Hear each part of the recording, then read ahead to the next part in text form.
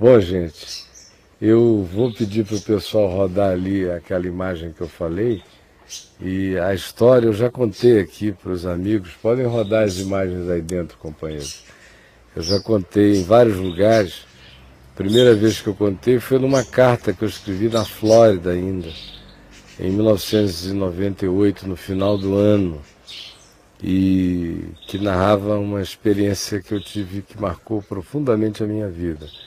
Depois disso eu já escrevi no site várias vezes, já contei a história em pregando, já falei aqui no Papo de Graça, mas ontem vendo as imagens desse filme Reflexos da Inocência, ele começa exatamente num estado de espírito no qual eu me encontrava em dezembro de 98, especialmente no dia em que eu fui chamado num escritório bilionário no centro de Miami, no meio daquela história desgraçada do dossiê Caimã, e fui informado por pessoas que eu não conhecia que, além de toda a miséria do que estava acontecendo com a minha vida aqui, com aquela coisa toda sendo jogada na mão da mídia e todos os interessados, desesperados por aquele negócio que ficava me oprimindo, uma história que eu tinha sabido um ano antes, não tinha contado a ninguém.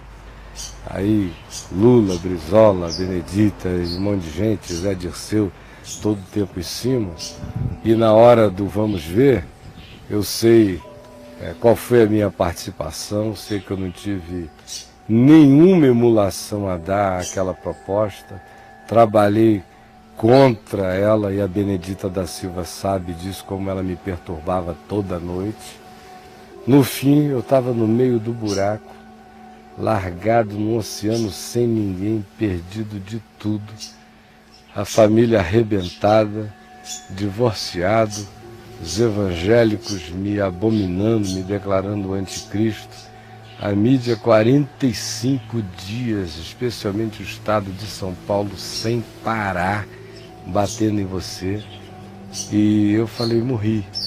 E numa determinada noite, o Robin Glass, meu amigo, que foi a noite que eu desci desse escritório, que parecia o escritório do Milton, do advogado diabo, aquele luxo infernal, dizendo, olha, nós trabalhamos para uma das famílias da máfia italiana, sabemos onde o senhor mora em Boca Raton, seus filhos, um estuda no Logas Run, o outro estuda no Spanish River High School, não sei o que e tal, os mais novos, e se o senhor, se o nome de fulano de tal aparecer na sua boca, os seus filhos não voltam mais para casa.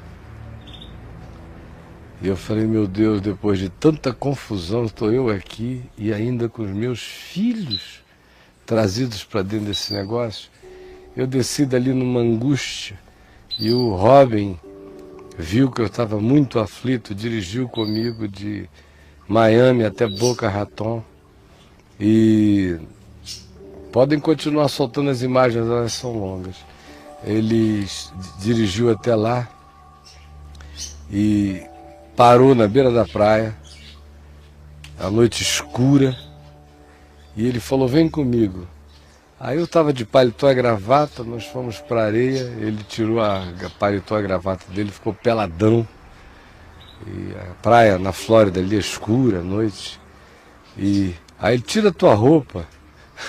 Já fazia anos que eu não ficava pelado em nenhum lugar público na vida, imagina, era o reverendo Caio.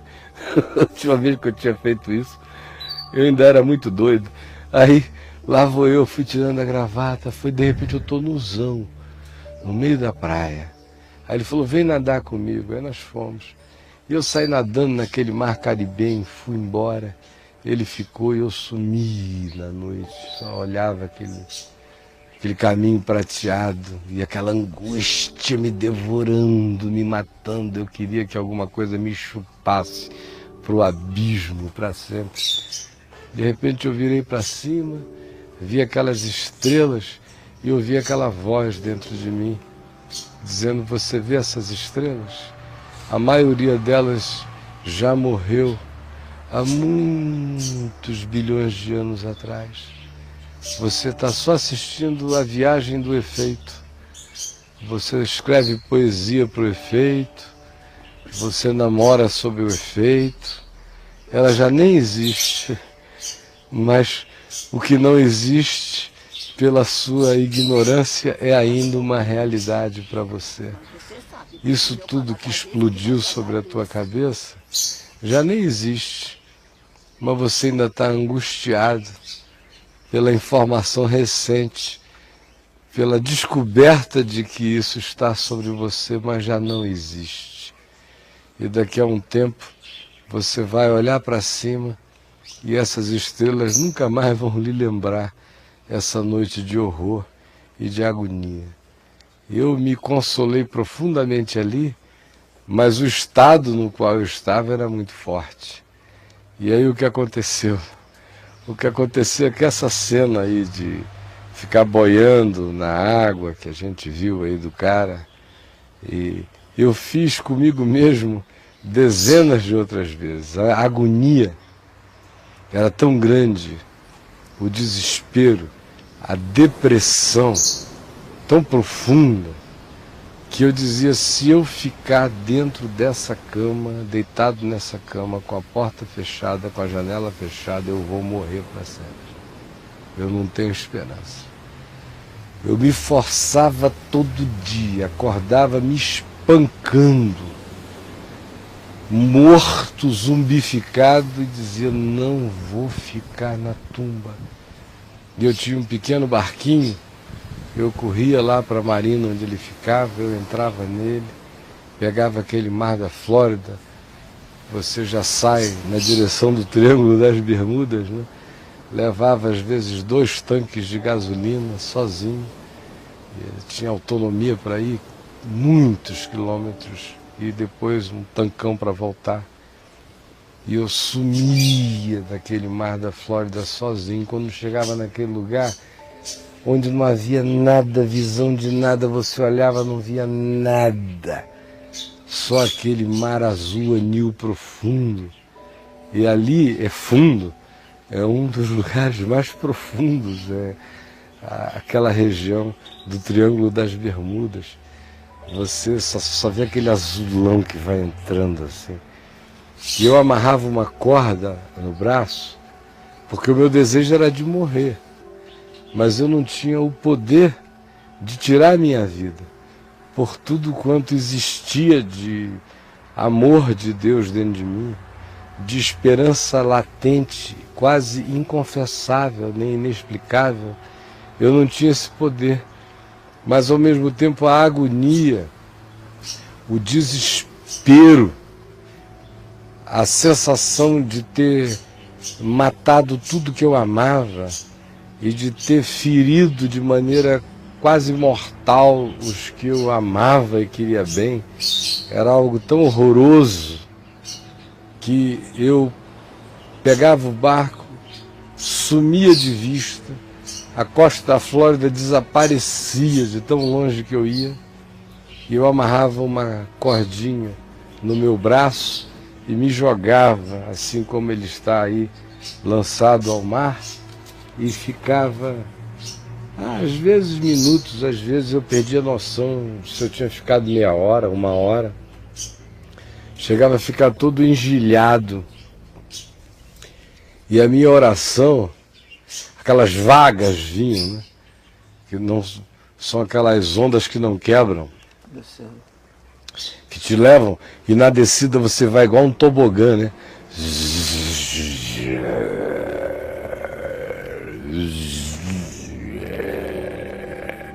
Aí de vez em quando uma dá uma quebrada assim, tipo...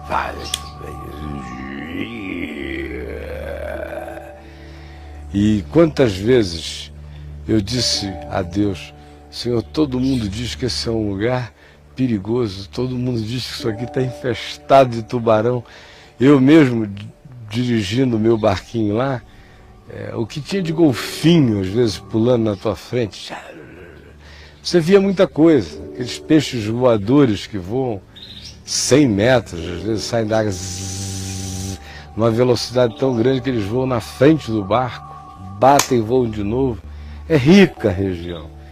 E eu dizia, por que tu não envias alguma coisa que me poupe dessa dor, que me devore, que me leve para o coração do abismo, ainda que eu tenha que te orar do ventre do grande peixe, é uma oração mais adequada ao meu estado, porque eu já estou lá, só não fui levado e nem engolido.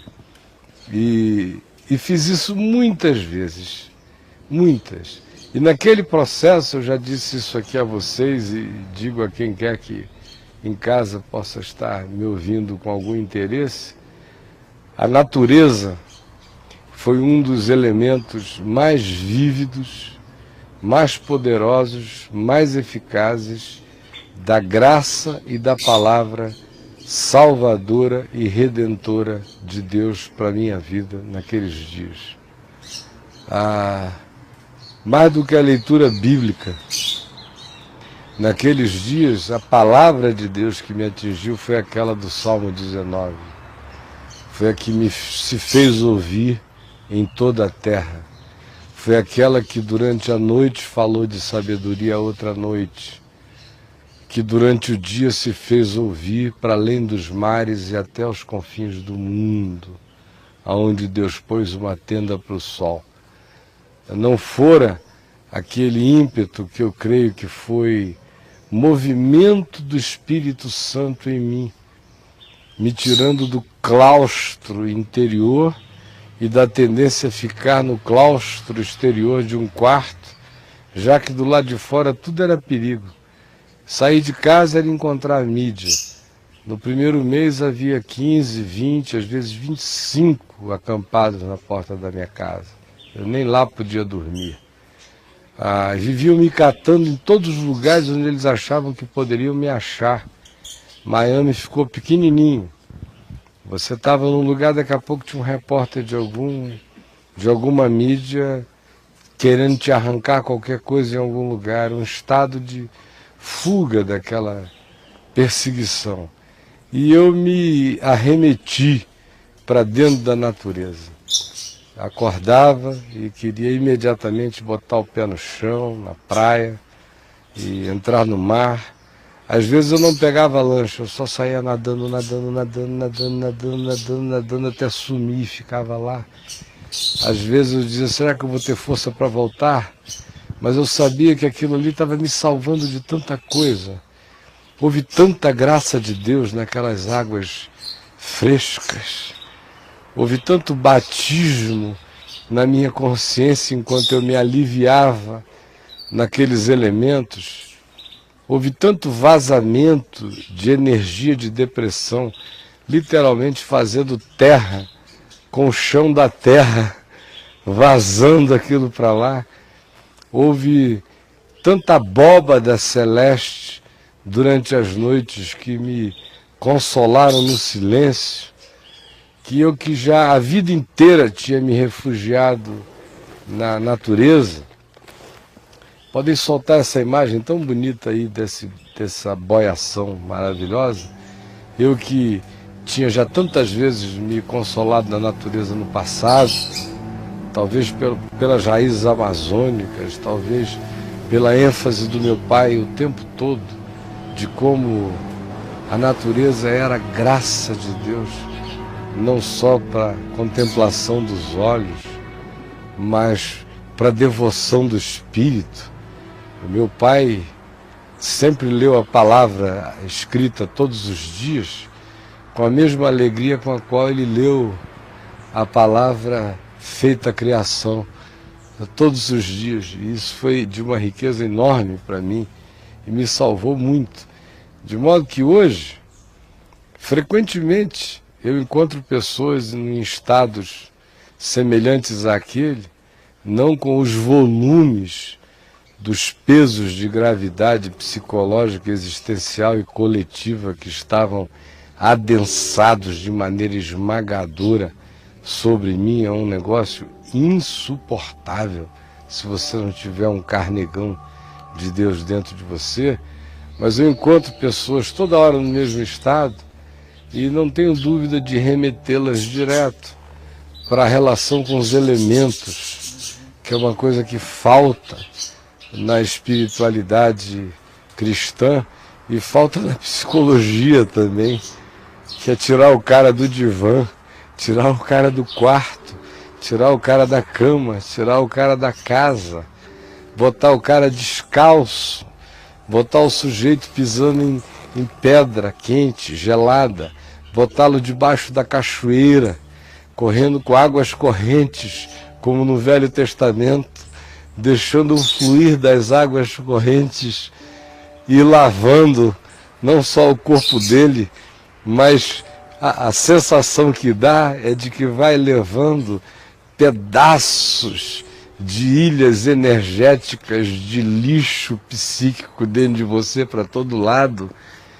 E a experiência do mar, do ar, da experiência com a natureza. Naquele tempo, uma das coisas que me salvava era pegar uma barraquinha de camping e acampar lá no sul da Flórida, em Alexander Springs, com uma fonte de água mineral linda, botar a barraquinha ali naquela solitude e ficar nadando naquele rio de água mineral, cheio de pedra e peixes, tudo invisível, você não precisava nem de óculos para ver aquela quantidade de vida, tartaruga, cobra, peixe, tudo, mas uma sensação de inofensividade, especialmente para quem estava vivendo sob o cutelo das ameaças.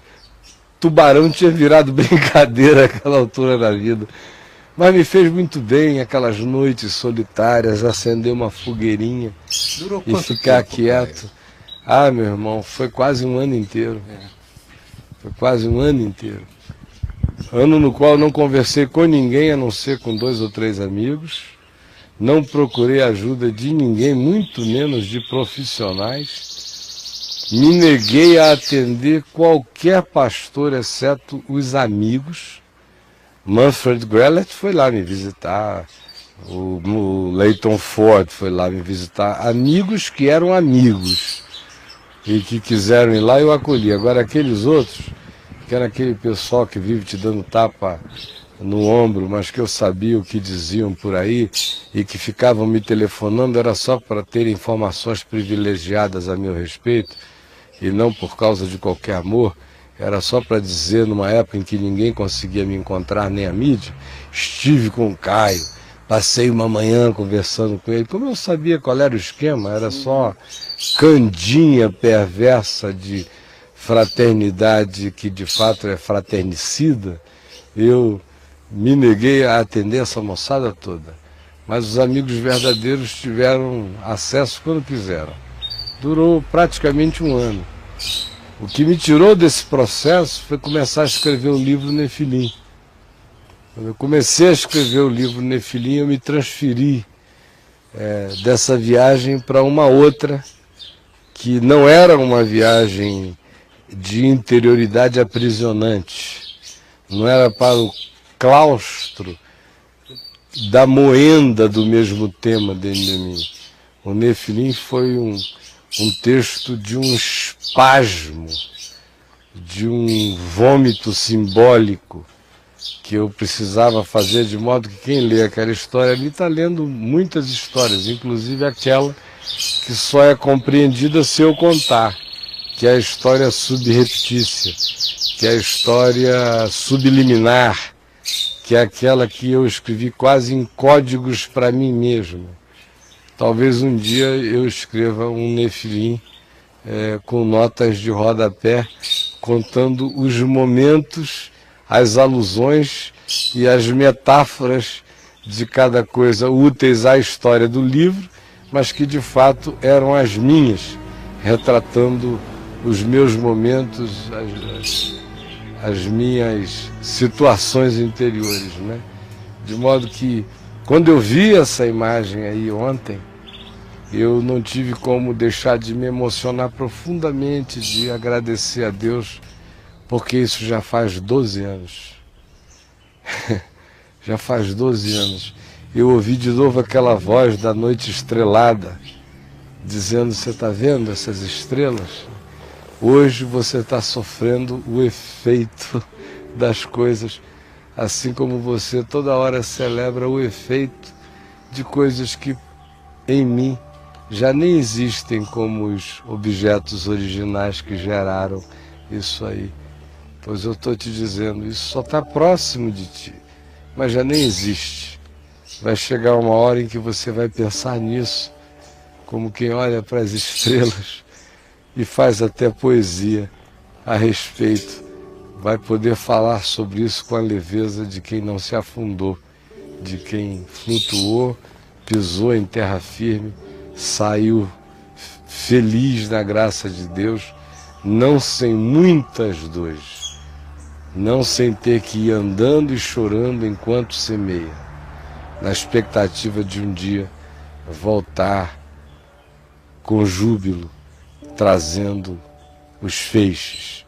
E hoje eu olho para trás, me lembro daquele mar imenso, daquele alto abandono em busca de ilha nenhuma, naquela vontade de ser consumido pelo abismo, e dou graças à misericórdia de Deus, que fez tudo aquilo se transformar apenas em poesia de graça, de libertação e de bondade do Senhor na minha vida. E é isso que nesta manhã do aniversário da minha mulher, eu queria celebrar comigo, com vocês e com ela, porque eu sei que em meio a tudo aquilo, Deus já a tinha preparado para logo um ano e pouco depois eu vir a conhecê-la no dia 6 de junho, um ano e pouco depois desse episódio, e ela trouxe uma âncora e me ofereceu uma ilha deserta de maldade e cheia de bondade, de misericórdia, de alegria, de bom humor, de acolhimento e de leveza, porque se ela não fosse tão leve, a minha vida teria sido impossível. Qualquer outra pessoa não teria me oferecido a leveza de humor, ao mesmo tempo em que a profundidade de amor que ela trouxe para aquela hora em que a única coisa que o meu corpo conseguia era flutuar. Eu tinha que ter líquido para flutuar. Eu estava precisando de um líquido amniótico cósmico. Sim, me senti nesse útero caribenho de águas infinitas, meio perdido e totalmente achado. E quando eu a encontrei, fui encontrando os trilhos de um caminho simples, que pela graça de Deus nos trouxeram até aqui.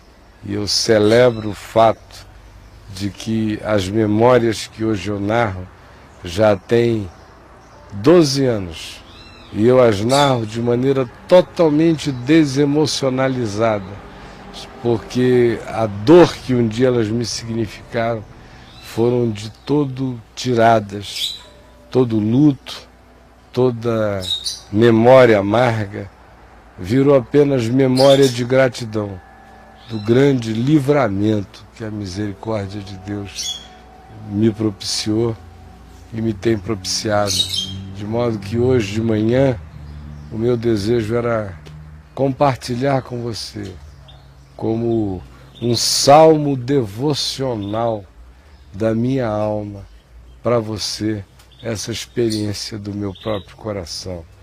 O que eu estou fazendo aqui é no espírito de Isaías 58, tentando abrir a minha alma com aflito, para ver se sirvo a você o pão da consolação, como diz Paulo escrevendo aos Coríntios, que Deus nos consola com toda consolação, para que nós mesmos, sendo consolados, possamos ser paráclitos fraternos, consoladores daqueles que num dado dia estejam vivendo a necessidade de consolação, que num certo dia, desesperadamente, foi também a nossa própria necessidade ou a minha própria necessidade.